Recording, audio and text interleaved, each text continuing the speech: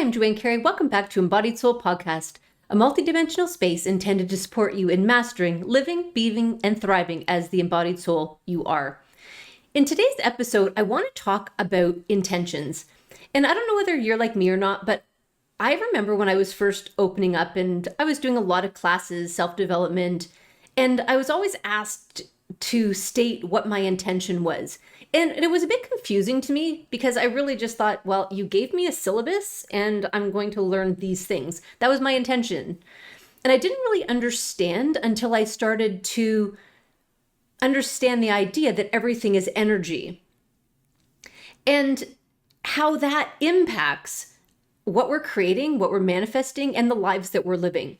So today, on today's episode, I want to talk about intentions, why they're important in creating the life that we love, why they actually work, expectations versus intentions, so going back to last week's episode, and a few positive ways you may wish to use intentions in your life. So if you're ready to join me, please pull up a comfy chair, invite in your soul, and be open to receive exactly what you need to live, be, and thrive as the embodied soul you are.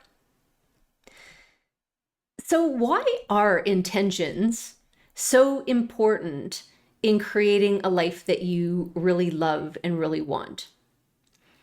And I think one of the foundational pieces is that if you are not setting an intention for your day, your week, your life, you're very much rudderless. Our intentions help us provide some direction to our lives so that we're not just sort of being floating in the waves of the ocean, going willy-nilly, going way over here to one side and then floating back to the other. And I know that some of you may be saying, well, isn't going with the flow good?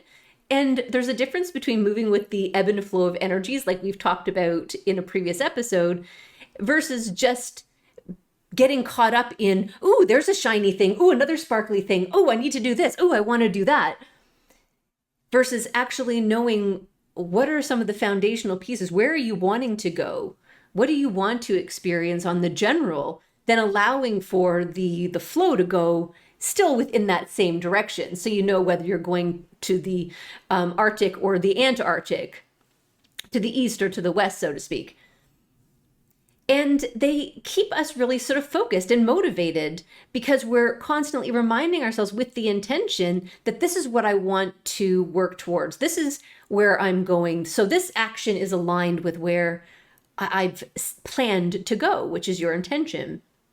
The intentions are the energy that we are coding everything in.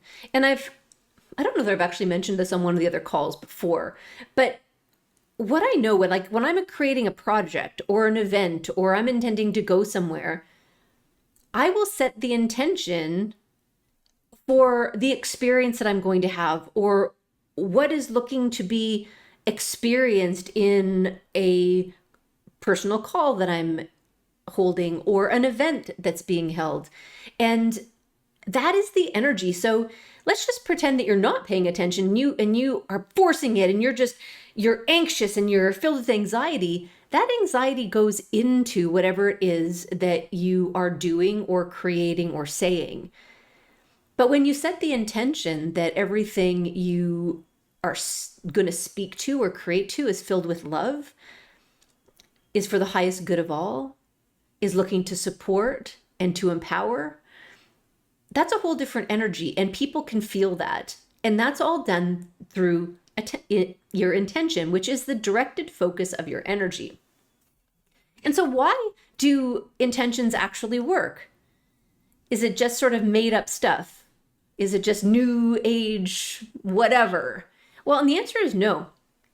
So on a sort of metaphysical level, we know that everything is energy and your energy flows where your focus goes. So wherever you are focusing your attention, that's where the energy is going. And it's your intention that is directing that focus. So if you're wanting to create something, your intention is like that rocket fuel that then moves the energy to what it is that you're creating, what you're wanting to experience, what you're wanting to feel. And so that is super powerful all by itself. The reticular activating system is the other thing to know. So that's the part of the brain that is actually bringing to you what you expect. It's the part of you've created this frame to live in, which we've talked about in a previous episode. And the reticular activating system brings in what you're expecting or what you're intending, right? If you don't have intention, you're just on autopilot. You're just getting whatever it is that you're expecting. You're getting your beliefs, your patterns, the underlying sort of indoctrination. And so as you set an intention, you are telling your brain, this reticular activating system, to begin looking for that. Begin providing evidence for what you're looking for. And so whatever you plan to happen, which is your intention, that is what your brain is now bringing to you. That is what you are now going to start seeing everywhere. That's what you're now going to start bringing to yourself. And so that is why your intentions are important. You're focusing the direction, amplifying it through your intention, and then having that intention get your brain supporting you to bring what it is that you are looking to achieve, experience, do. So I was contemplating expectation versus intention. And I thought that some people might be interested in that too, given we just talked about expectation and we always get what we expect. So if we always get what we expect, how do expectations sort of work, or how are they related to an intention? And what expectations are those what you believe is going to happen. And they can be both conscious to you and unconscious to you, but there's no action to it. It is like a program playing in the background, right? So you're always getting what you expect. That's the foundational belief or foundational programming you have that is bringing to you what you expect. On the other hand, you've got intention. And intention is what you want to happen. It's your aim or your plan, and it is action. And then I got pondering, if we have the expectation as a sort of a set belief or program, and our intention is what we want to happen, and we're focusing our intention on what we want next, if we continue to focus on that, then that can actually become a new expectation. And it's just a shift in the programming. It's like reprogramming your beliefs. So you can use intentions to support you in reprogramming what you want to have versus what is already playing in your mind or your experience. So how can you use intentions to support you in living a better life? And I think one of the first ways that many people use it for, they set intentions for their manifestations or the things you want to experience. And I'll throw out a couple of examples, maybe beyond what you have thought, but I set the intention to connect to my soul, my higher self, my guides. I am setting the intention to be open to more of my extrasensory abilities.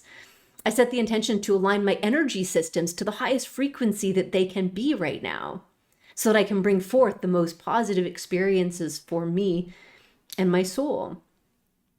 I set the intention to have a joyful and gentle ascension process. I set the intention to receive the energies that are for the highest for me. And back in one of my earliest episodes, I talk about my most powerful and the intention that I use all the time.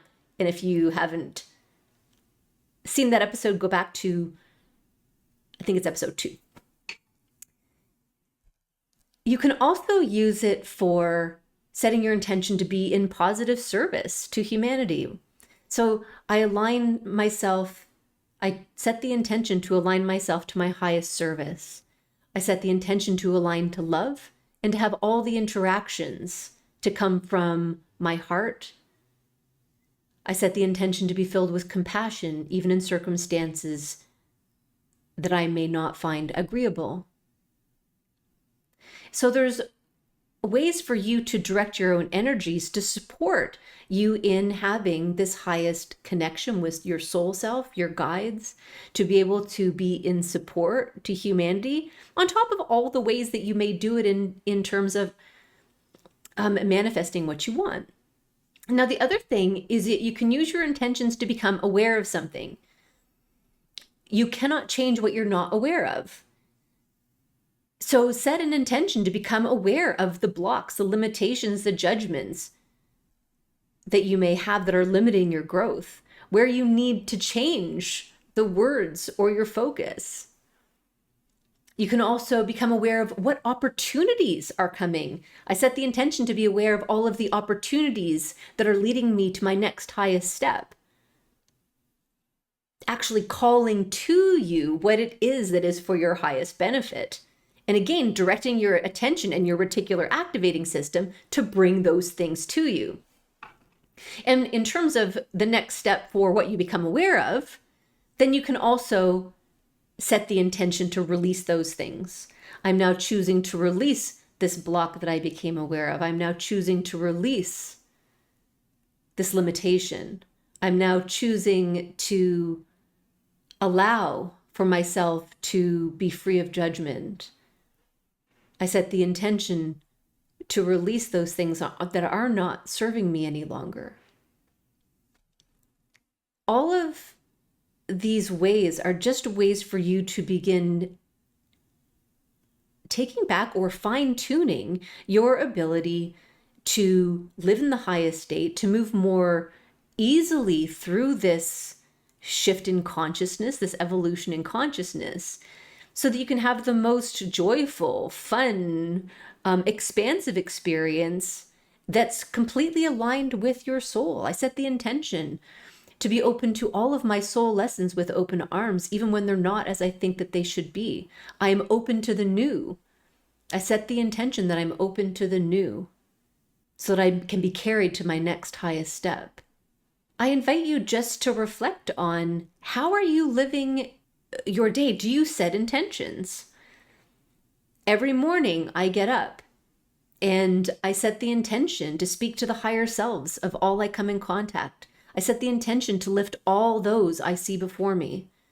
I set the intention to be aware of the synchronicities and information that was leading me on my next highest step. Those now become the expectation because I've been saying them for so long. I've been intending them. And every day when I say them, that rocket fuel, that extra fuel, that focus of intention makes it so. You know, and the guides say, on one last point, the guides talk about how we create outside of form. And it's through our intention. And you may experience this in your dream state, right? You may go from this scene, you'll be walking on a beach, and the next thing you know, you're in a mountain, and the next thing you know, you're at a mall. You're not having to walk to all of those places. It is through your intention, your conscious direction of your energy, that you move. And so sometimes people will say in my events, if I say move down to your heart, and they'll say, but how do I move down to my heart? Your intention to place your focus in your heart is all that it takes to move you there. That is the intention. That is the power of your directed focus. So I now intend to place my energy in my heart. I now intend to feel the connection I have with the source of me. And I do, just like that. And you can too. Begin working with your intentions more consciously. Set the intention of what you want your day to be like, what you want to experience. Set the intention to be aware of those limitations or spaces that are keeping you feeling stuck or off balance or unease. And then set the intention to transmute them, release them, or simply become aware of them so that they can dissipate on their own. It's a really powerful process.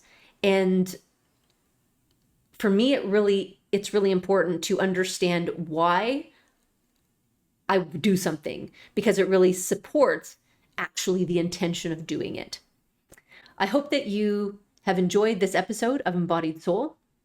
If you have, please like it, share it, turn on notifications, and subscribe to my channel. It really does help get the messages out to those who need it. And I look forward to seeing you on next week's episode of Embodied Soul.